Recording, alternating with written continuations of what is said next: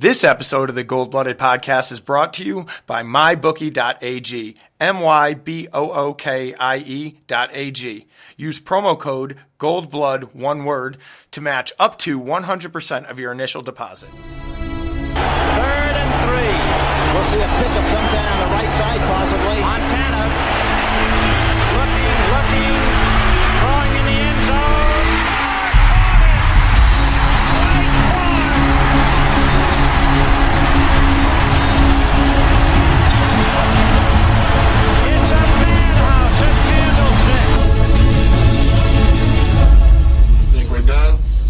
We're just getting started. Young almost falls down, throws to the end zone.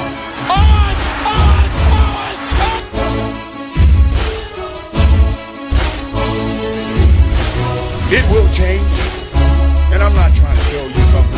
It's going to change. It's not like that. Okay, but I want you to understand where I'm coming from. It will change. And it will change because they wanted to change, not because of me. It will change because they want to be champions. Smith in a gun, the throw on his left hip. 3rd down, Alex takes the snap. Alex looking, got it, post, and it's good! Touchdown, 49! Vernon Davis with the play of his life. It all comes to this 4th down. 4th and 4 at the San Francisco 10. Ryan in a shotgun. Rodgers to his left. 3 receivers right. Ryan takes the snap. Looking, pressure, throws middle. Broken up, biting. Navarro Bowman. And the 49ers silence the house.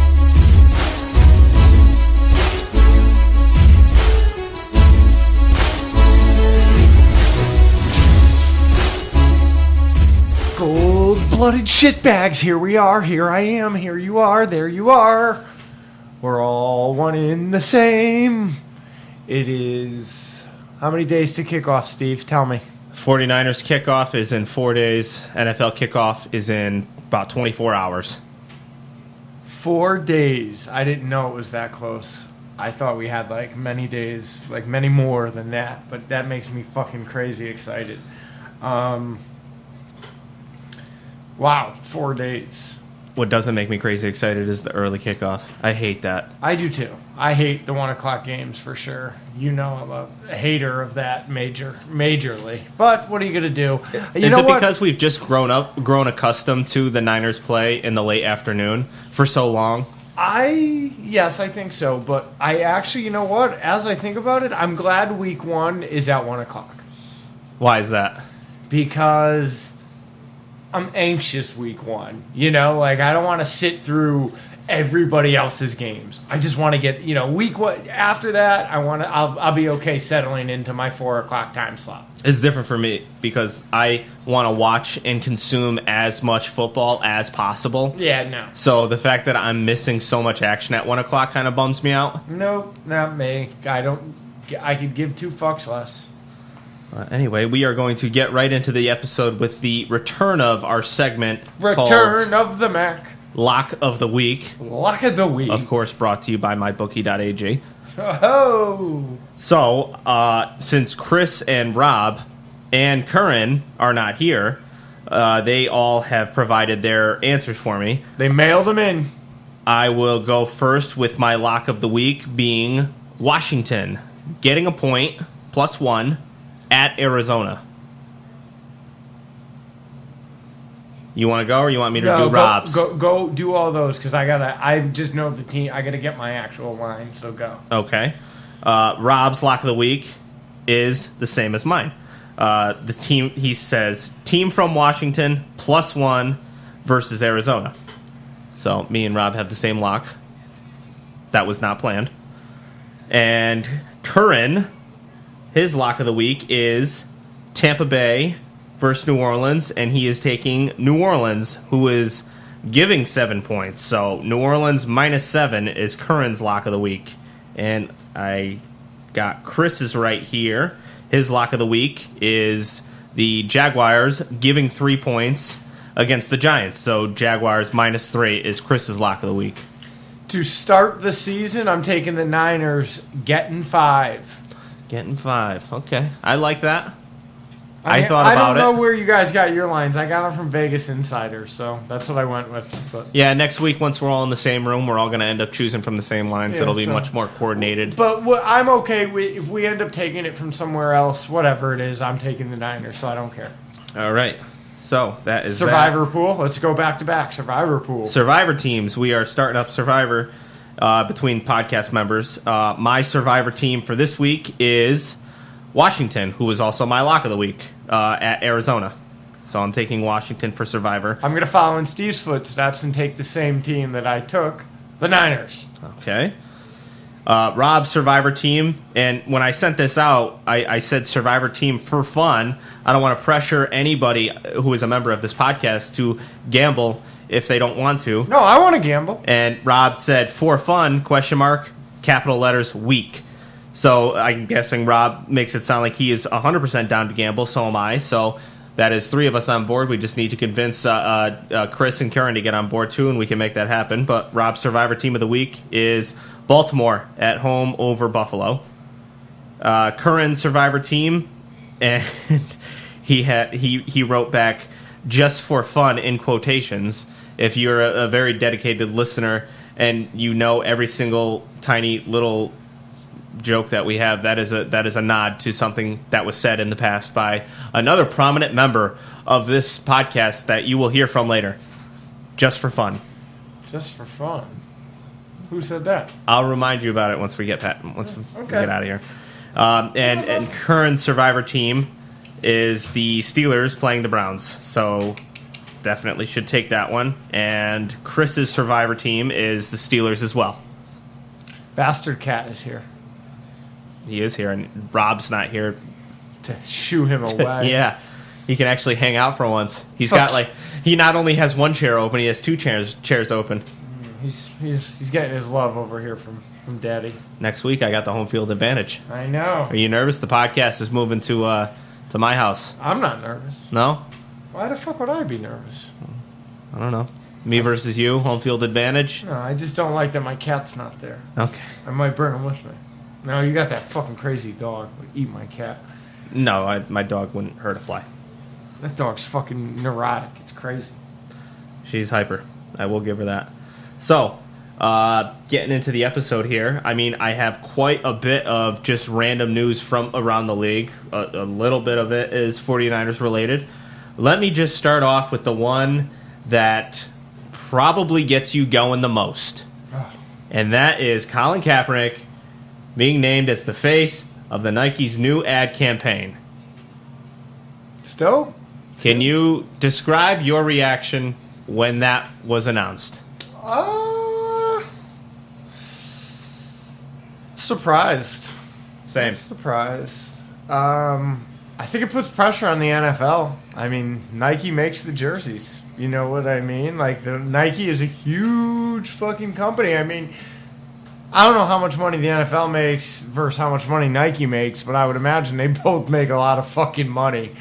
And when a company like Nike is backing a guy like Cap, who is currently going at head-to-head in court against the NFL for a collusion case. And the arbitrators, forcing them to go to court. So it's not looking good for the NFL. I mean, I was talking to my wife about it the other day, and it's just a matter of that old, the John McCains of the world dying out. And,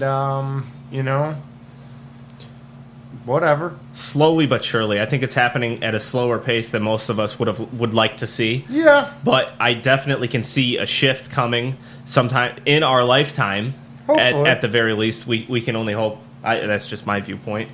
But I love how upset it makes people. I love the people that are burning the Nike shit. Like, they're my favorite people in the world. Because right you know damn well in a year they're going to be buying another Nike item. Oh, regardless of what in 6 months. You know what they're going to be buying? They're going to be buying, their Tennessee Titans jersey, Nike jersey, or their, whatever. I don't know, whatever shitbag hillbilly fucking team. I don't know what Southern team. Their Saints jerseys or whatever they're into. I'll even go as far to say every single person that has gone out and purchased something, specifically purchased anything that has the Nike symbol on it, and is claiming that they are no longer buying Nike is a flat-out liar. There's no fucking way that you are just boycotting Nike. The same way I don't believe anybody that actually liked watching the NFL stopped watching the NFL because of the anthem. Yeah, that whole thing is so whack. So I did call my father the other day, yesterday, and I said, "Hey, did you see about Kaepernick and Nike?" He said, "Yeah." I said, "Hey, remember what you told me?" He said, "What?" I said, "You told me that they won't win." I go, not that this is anything that, there's winning or losing about, except, losing of black men's lives. But looks like we're winning, motherfucker. And he was like, "Yeah, we'll see. Still not in the league." Something like that. Oh, my God. Because he's so sure that if he gets on an NFL team, no one will watch that team. And I'm like, okay, now you're talking crazy. No, absolutely not. But anyway, that was definitely a highlight of the week, and I think that a lot of 49ers fans still support Kaepernick. Oh, well, I do, 100%. I cannot speak for... there's definitely a lot of hate out there for him, for sure, and there always will be. There always will be people that just don't like him. It's just so unfortunate that the people that don't like him, if you ask them, "Hey, what's the protest about?" The anthem. Like, no. Why is he protesting? The national anthem. You know what I mean? Yeah, they have no idea. No one has any fucking idea. So anyway, moving on to another thing that happened. Khalil Mack was traded to the Bears along with a 2nd and 5th round pick in exchange for 2 first-round picks, a 3rd-round pick, and a 6th-round pick. John Lynch stated that the 49ers aggressively pursued Khalil Mack. What do you think about that? Why would he say that? I said it last week that if the asking price for Khalil Mack was 2 first-rounders, I would definitely consider it because he's that kind of player. So wait, you got to give him like a 2019 and 2020 first-round pick? Yeah. Wow.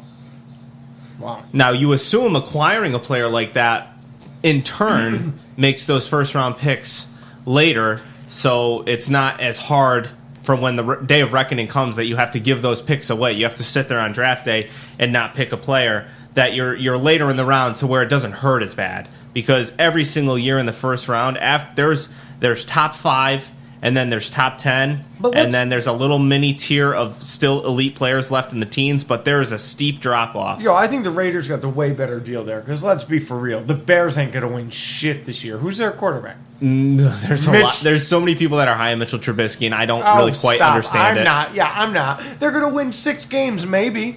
I don't understand. That's going to be a top 10 pick. The Bears are kind of like that trendy off-season darling, kind of like how the Titans were last year, where everybody's picking them to take this massive leap forward. And I'm like, how can you see them taking this? I know they got a new coach, and they got rid of John Fox, who was still living in the Stone Age, and they got a coach that can... Who's the coach? Gase? Adam Gase? No. He's in Miami. He was the offensive coordinator for Kansas City last year.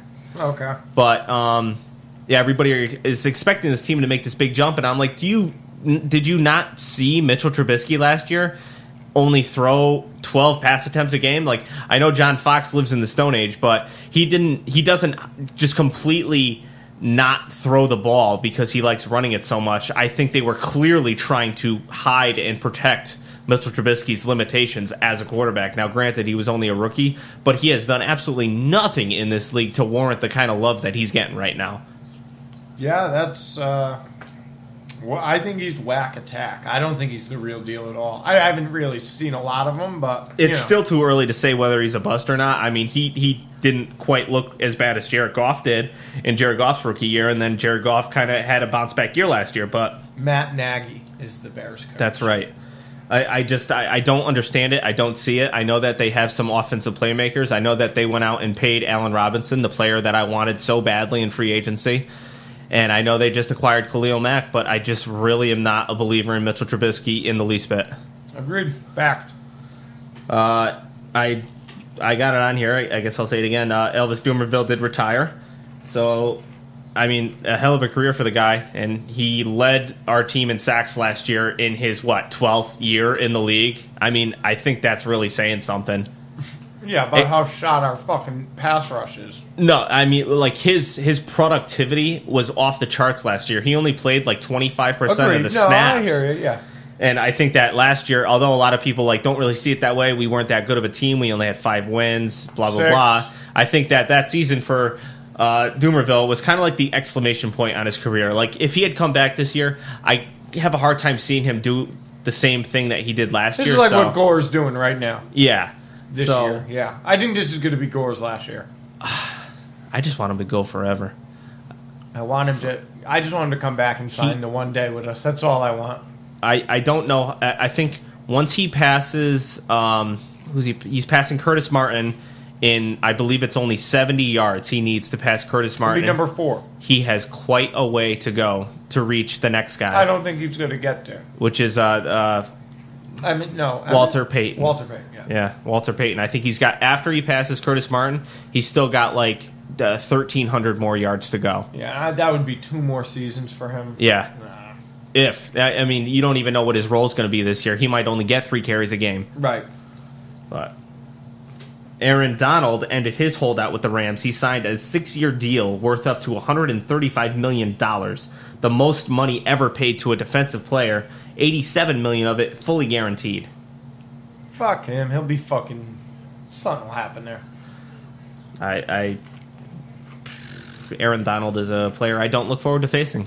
Because as much as he is our rival, I have to admit he's fucking good. I don't know anything about him. I breezed over this before when we already talked about Mac. Aaron Donald signed his contract first, and then the trade for Mac happened. And Mac actually ended up getting a better deal with more guaranteed money just for holding out that little bit longer and getting traded.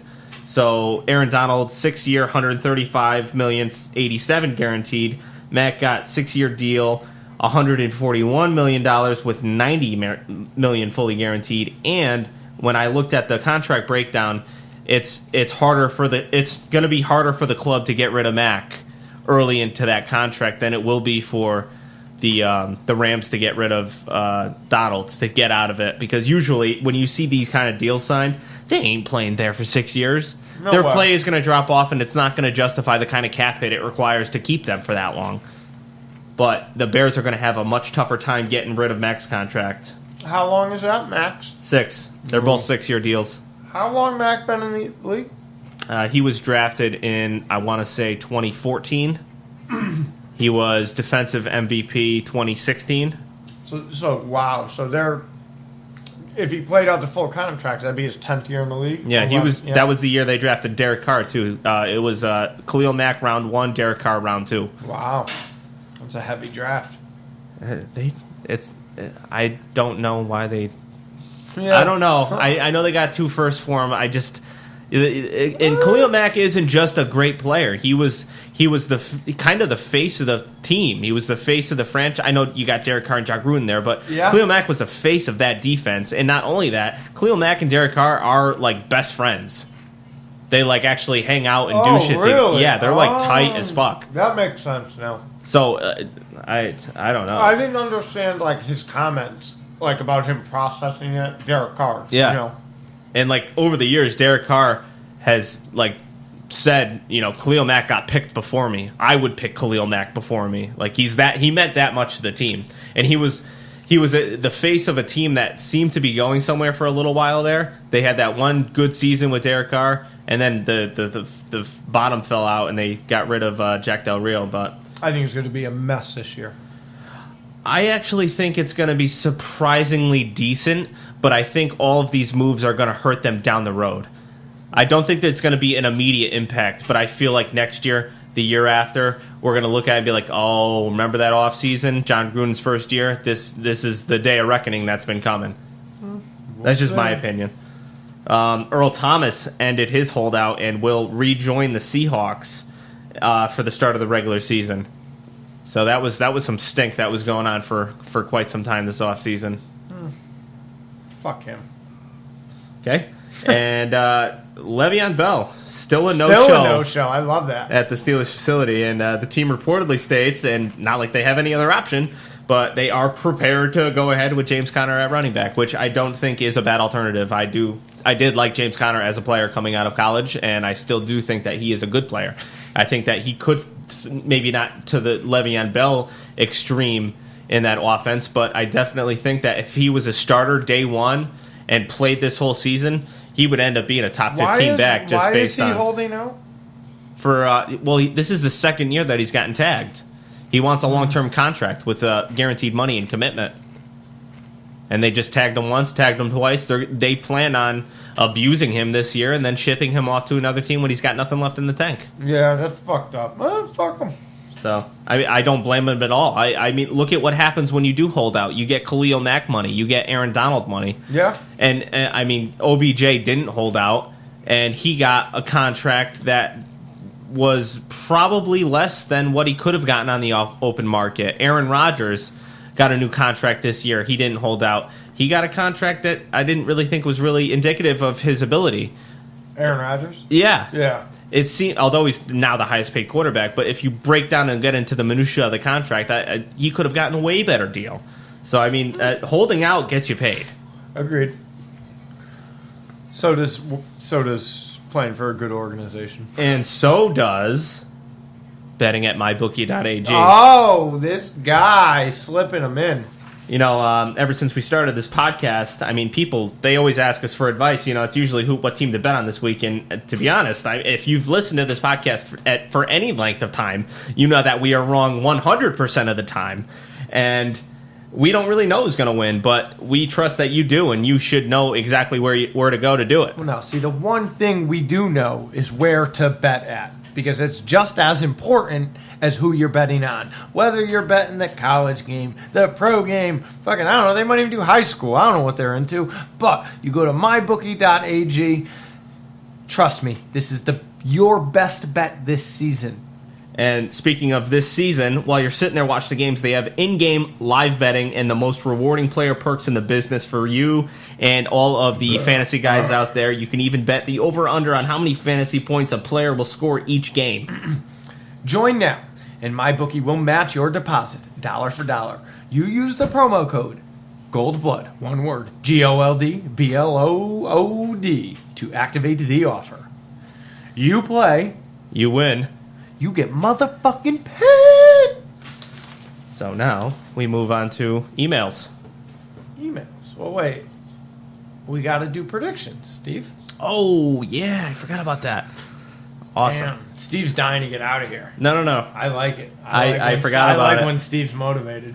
So, along with the Lock of the Week, Survivor Team, and all that stuff, we are also doing bold prediction, season-long bold prediction for the 49ers, season-long bold prediction for the NFL, and the prediction to the Niners-Vikings score. Rob, Chris, and Kern have all messaged in their answers, so I will read all of those, but I will start with myself. My bold prediction for the 49ers this season is that the 49ers will rank in the top 5 for turnover ratio, whereas last season we ranked 20th. We will turn the ball over less, and we will get turnovers on defense more frequently at a much higher rate this year. I'm talking at a top 5% rate.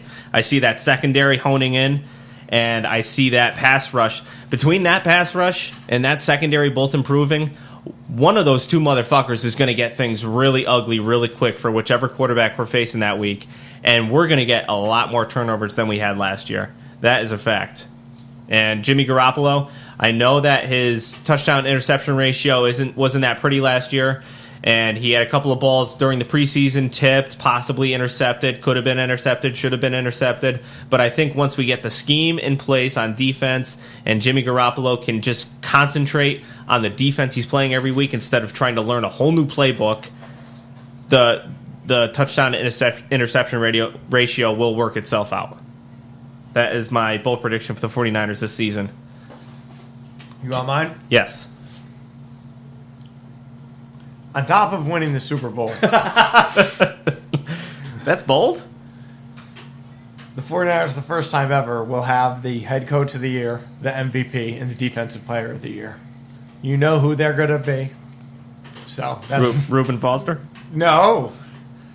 Buckner. Yeah, no, I know who your answer was. I'm just Buckner, picking Garabs, and Shands are all. So that's my bold prediction. Rob's bold prediction for the 49ers this season, they will be a top 5 team in NFL in total offensive points scored. Okay. Curran's bold prediction for the 49ers, Jimmy G will have the highest passer rating in the NFL, but also will be 3rd in the NFL for interceptions. So kind of opposite of what I think. Well, that's some Brett Favre shit. Yeah. And Chris's bold prediction for the 49ers this week is verbatim, Breda takes bigger load from Morris. And I texted him back and I said, takes bigger load? You mean more total touches for the season? He goes, yeah, or bigger load on the face. So he's got Alfred Morris taking a load from Matt Breda right on the face. Chris is partying in California. That's what that tells me. Now, bold prediction for the NFL. My NFL bold prediction is that the Jacksonville Jaguars do not make the playoffs. I don't think I've seen a single person not have them penciled in to win that division. You go with yours because I got to think about mine. Okay, Rob's bold prediction for the NFL is that the Rams don't make the playoffs. Me and Rob, this was not planned, but me and Rob have very similar predictions across the board. We had the same lock of the week team. That was not planned. Curran, bold prediction for the NFL. John Gruden will have a Jim Mora playoffs like press conference when the Raiders become 2-7. Wow. Chris's bold prediction for the NFL. The Jets and Browns merge teams for a victory attempt. Wow. So I didn't question him on that. What do you think he means by that? I don't know. Like they face each other so that way one team has to win, or they combine teams, the best players from both teams, to try and compete with the rest of the league. That's what I'm going with. Okay. It's going to be the Cleveland Jets. They're still gonna they would choose Cleveland over New York. Yeah, they can't deal with the media. They got to get away. They got to get away from the media. That's no good. For Would you rather be the Cleveland Jets or the New York Browns? Exactly. That New York Browns just doesn't sound right. My bold prediction for the NFL. Colin Kaepernick gets a job? No, that's a dream. I want it too much for it to actually happen. Well, I feel like this is not my prediction, but I feel like they're going to go on strike once they can. They're going to go on strike. Okay. Whenever the CBA comes in 2 years or whatever. I think 2 years from now. They're definitely going on strike. But my bold prediction is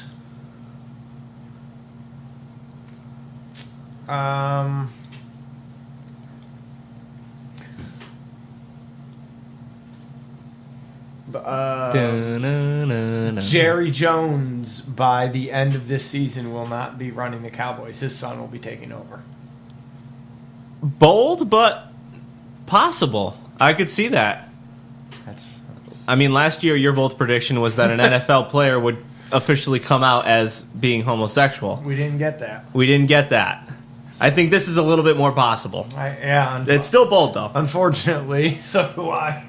So now time for predictions to the 49ers-Vikings game. Mm-hmm. My prediction is going to be... I can't come out of the gate with a loss. Here we go. But he wants to. He genuinely wants to. He wants to pick a loss, this fucking cunt. I can see it in his face. We are infamously ass kickers in week 1. I know it didn't happen last year, but I just can't go against them for that first week, no matter who you're playing or where you're playing. So I did a score of 23-21 Niners. He genuinely wanted to pick the Vikings, though. So I don't know I don't understand what we're doing here. I don't know why we're not doing an every other team but the 49ers podcast based on Steve's fucking picks. All right. I'm a 49ers fan, so the score of this game is going to be 31-19. They're going to let the NFL know where the fuck Kirk Cousins belongs. The fuck out of here. All right, Curran. Prediction for the Niners-Vikings score 21-31 Niners. Niners 4 touchdowns, 1 field goal. Vikings 3 touchdowns, 1 will be defensive. And Chris's prediction for the Niners-Vikings is he's got the Niners winning 17-14. So with that in the books, it is time to move on to the emails. No. No? No. What is it time to move on to? All right, you're right. I'm not going to do Shoe Slinger till next week. You're right. Oh, I forgot about that. I don't know. Mike Zimmer's pretty good. No. We're not getting him again unless we face him in the playoffs. It's just not the same without Rob pulling it off. I agree. It's Yeah. definitely not the same. I'm not doing We it. intended on doing Shoe Slinger for the first time this week. It's not a full crew, but we will be back full strength next week. We promise. Plus, I don't want my wife to hear me do a Shoe Slinger. She's never heard you do a Shoe Slinger? I don't know. She probably has no idea what that even means. All right. First email. Oh, well, first of all, did we do the email us? No, you can do that now. Also, did you check reviews yet? Yeah, I do. We don't have any. Okay. Yeah, so you hear that, you fucking cunt listeners? We don't have any reviews. I've been asking every week, and I know there's more. We have 90 reviews. I know there's more than 90 of you. Why hasn't everyone? And I know that I left a couple fake reviews. So what the fuck, people? Leave reviews on iTunes, you fucks, or wherever you listen. Podbean, whatever it is. I didn't get any updates from Podbean saying we got new reviews. So that means you people aren't doing what I'm asking. Email us and tell me why you're not doing what we ask of you at goldmudedpodcast@gmail.com. Or hit us up on the Instagram or even the Twitter and tell us why you're being naughty cunts. Gold Butted Podcast, one word, or Gold Butted Pod on Twitter. There's a Patreon, Gold Butted Podcast, or Patreon / Gold Butted Podcast. Leave us some money. $1, as little as $1 a month, as much as $1 billion. Now we're gonna do the emails. The first email of, oh man, these are the last 4 emails of the fucking off season. I love it. It's from Matt Matterson. No subject. Predictions and response. I don't know. Here we go. So you guys were talking about the weather in California. Good points. I would like to add on to that because I live in California. So it really depends on where you live. Also, like, because California has beaches, mountains, valley, desert. It can be warm in the summer, or it could be cold in the winter, depending on where you live. Anyway, on to some terrible news. Jerick McKinnon's not playing for the season with the ACL. That's not good. I had hoped to see a lot of screen passes to Jerick McKinnon, and maybe we will see some with other running backs, but not a lot. That's the only downside with this. But hopefully the Niners can make do with the players that they have for a season. But I'm still looking forward to the season. I don't know how we lived this long without Jerick McKinnon. I don't know how we lived this long without Matterson. So I'll get my scoring predictions on the Vikings game now. Niners 27, Vikings 20. In my previous recording, I was talking about the second string position, Steve, not the first string. You're right, Steve. I was wrong in my recent recording. Mullins gets a practice squad. No, he was released anyway. But anyway, that said, I am out really.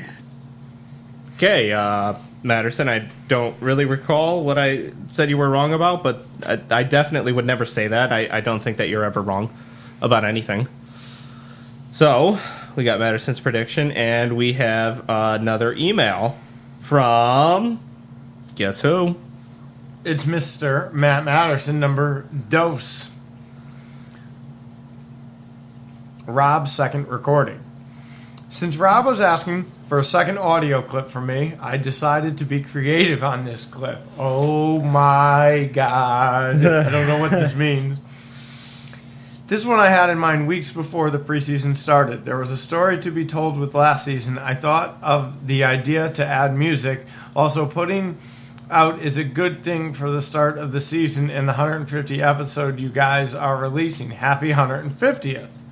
You haven't listened to this, have you? No. I haven't either. I don't know. All I know is that it took just that little bit longer to download on my phone, and I don't know how long this ride is going to go, but I'm just going to hit play and sit back. Because do you know what my prediction was, 31-19? I don't remember what your prediction was. We could always listen back. That's what's great about this. Okay, and here is Matt Matterson with I don't know how long of a thing, but this will be interesting. San Francisco football 49ers will not lose again until after their bye week. Well, all right. Joe was definitely the first one on the train, but I'm on board. This team is unstoppable. That's right. Unstoppable. Thank you, Rob. Thank you. Thank you for having my making back. the playoffs. That's right. There's no question. Absolutely. There's no one that's going to be able to stop this train. 100% making the playoffs. Yeah, you might as well just give Brian Hoyer a fucking sword because he's just going to be slicing motherfuckers. Carving shit. Then any dollar amount Steve wants, we're making the playoffs. Previous years, there was always one chunk of the season where it was fucking Death Valley. Like 3 out of the 4 teams were playing were playoff teams the year before. Schedules. But you're right. I mean, the schedule it's got good balance to it. I mean, there's tough ones along the way, but You know, a game like this, I watched to the end because it was exciting. It was getting more exciting. So Joe and Duffy agree on Hoyer, agree on Hyde, but Taylor not so much.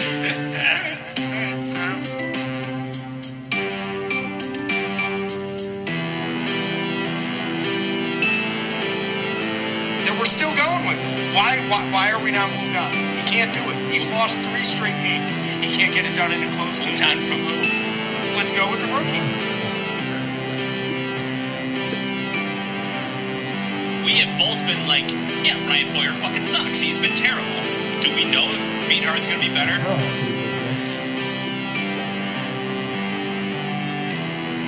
I personally think you would do more harm to Beathard putting him out there. But that's my opinion. You don't have to agree.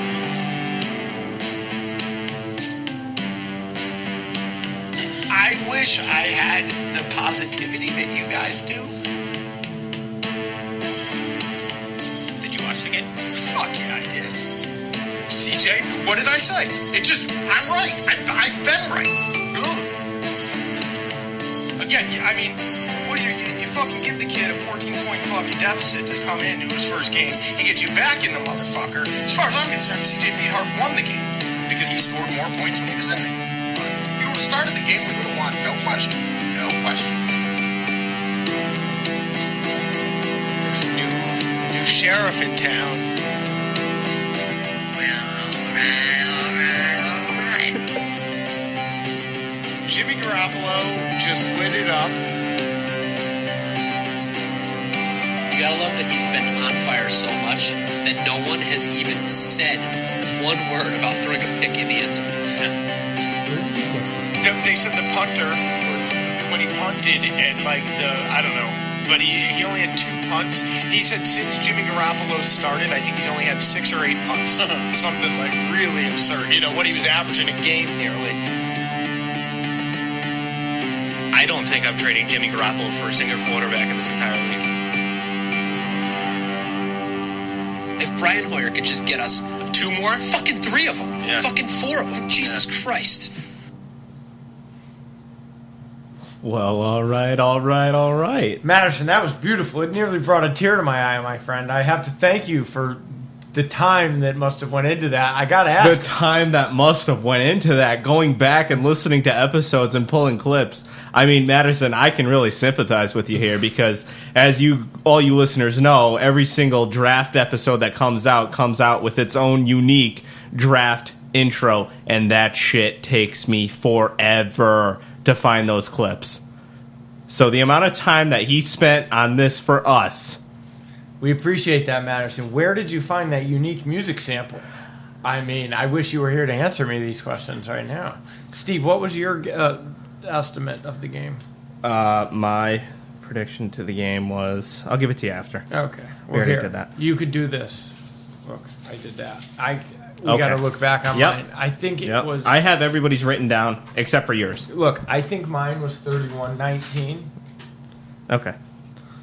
That's what I'm going with. I don't know what I said, but that's what I'm going with. Rob So, Joe either changed or is maintaining his prediction of 49ers 31, Vikings 19. well, the reason that I possibly changed was because I see that Curran went 31-21, and if I would have went 21, I don't want to do the same score, so I didn't realize that was his, so I'm going with 19. Okay. Next email from... Cole M. New emailer? I think so. Kickoff. Title. How's it going, boys? A week from me writing this email, we will be watching the 49ers in the regular season. This offseason felt like an eternity. I guess you could say I'm riding first class in the Jimmy G hype train due to me being the new owner of both his home and one of those slick color rush jerseys. I'm all ready for game day. Hopefully we can squeeze our hogs to the first of many victories this season. I'm so sick of watching the CFL, even though I am at this moment. Stop. Why are you watching the CFL? Wait, maybe he's from Canada. Let's see. Don't judge. It's still barely considered football, and it passes the time. The local team, yeah, he's Canadian. The local team, the Blue Bombers, is one of the worst teams in one of the two divisions of this fucking stupid league. You read that right. 2 divisions. I don't even give a fuck who wins the Banjo Bowl. Is that what it's called? I have no idea. The Banjo Bowl this year, which is a huge deal to the diehard Bomber fans up here. Bring on the real football. I don't know what the fuck he's talking about, Banjo Bowl. Banjo Bowl. Dude, email us back and tell us what the Banjo Bowl is so we don't have to Google that shit. That sounds like something that we would name our kickoff bye-week special or something. A Banjo Bowl. No, that's like what the hillbilly towns up north fucking call like the Thanksgiving Day game. The news just dropped about Jet McKinnon out for the season. Guess it wouldn't be a true 49er offseason without us starting some sort of disadvantage at the start of the season. I'll rely on the masterful opinion of Matt Matterson to analyze the situation more in depth before I really get worried.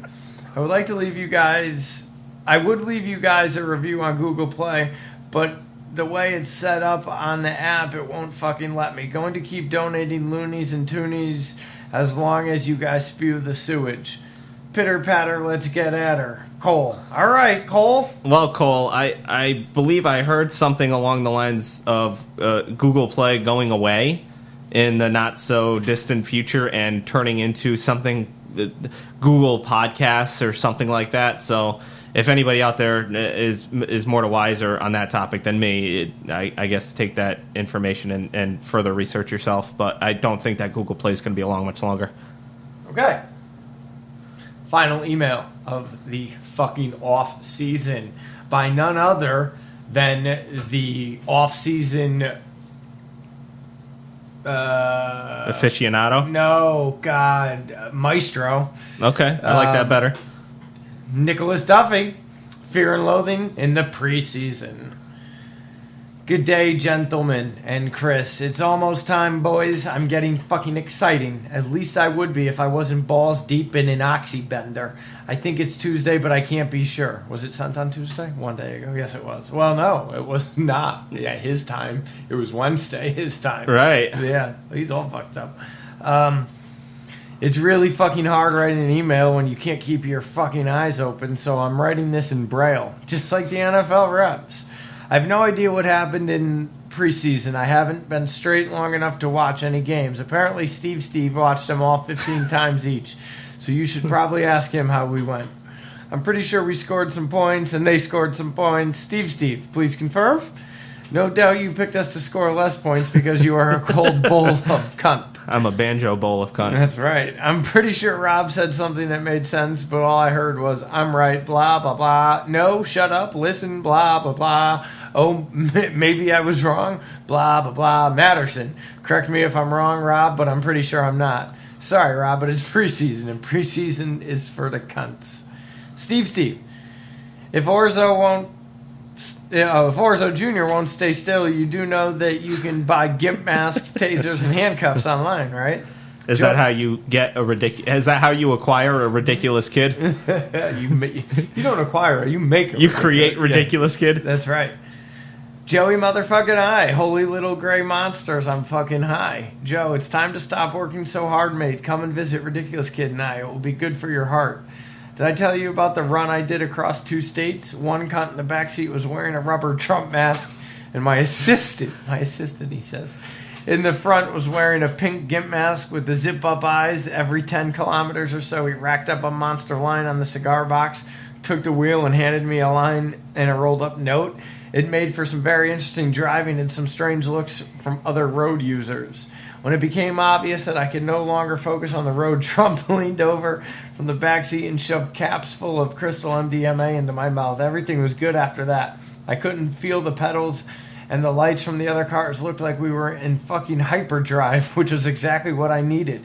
2 grams, fuck knows how many caps, and 2 states later we reached our destination and got serious. I have no fucking idea what this has to do with football, but it's preseason, and preseason seems to have fuck all to do with football anyway. When we get back into the vehicle the next day to do another cross-state resupply run, if I could write, I would write a whole other email about this trip. I found tightly rolled up $50 and $100 notes covered in white powder jammed into all of the little vents. I always thought they were air conditioning vents. Apparently I was wrong. So as I was saying, Joe, you and baby really should come over and take a relaxing drive with us. It would do you really good. Yes, just what my fucking ulcers need. I've got nothing left, boys. This was a struggle. Shout out to Julio for keeping it real, whatever real is. Matterson, fuck, kid. When I grow up, I want to be you. Chris, stop being a cunt and pay attention, you fucking dirty Jets fan. Brighton, you palmy cunt. Stop it. I'm out, boys. Someone grab the wheel and steer the shit show back on course. Nick, I think. Life imitates art. And what was this? Fear and Loathing? We have Nick Duffy audio, which I will play momentarily. But before I do that, because we are going to end with this, we are going to say to email us for next week after the game. Give us a review. And make sure you bet with mybookie.ag using promo code GOLDBLOOD. That's right, cunts. And we are out after this message from Nick Duffy. Oh, God. Which I haven't listened to. I don't think you have either.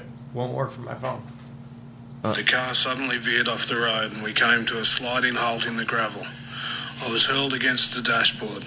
My attorney was slumped over the wheel. "What's wrong?" I yelled. "We can't stop here. This is backcountry." "My heart," he groaned. "Where's the medicine?" "Oh," I said, "the medicine, yes, it's right here." I reached into the kit bag for the amyls. The kid seemed petrified. "Don't worry," I said, "this man has a bad heart, angina pectoris. But we have the cure for it." "Yes, here they are." I picked 4 amyls out of the tin box and handed 2 of them to my attorney. He immediately cracked one under his nose, and I did likewise. He took a long snort and fell back on the seat, staring straight up at the sun. "Turn up the fucking music," he screamed. "My heart feels like an alligator. Volume, clarity, bass. We must have bass." He flailed his naked arms at the sky. "What's wrong with us? Are we goddamn old ladies?" I turned both the radio and the tape machine up full bore. "You scurvy shyster bastard," I said. "What's your language? You're talking to a doctor of journalism." He was laughing out of control. "What the fuck are we doing out here in this desert?" he shouted. "Somebody call the police. We need help."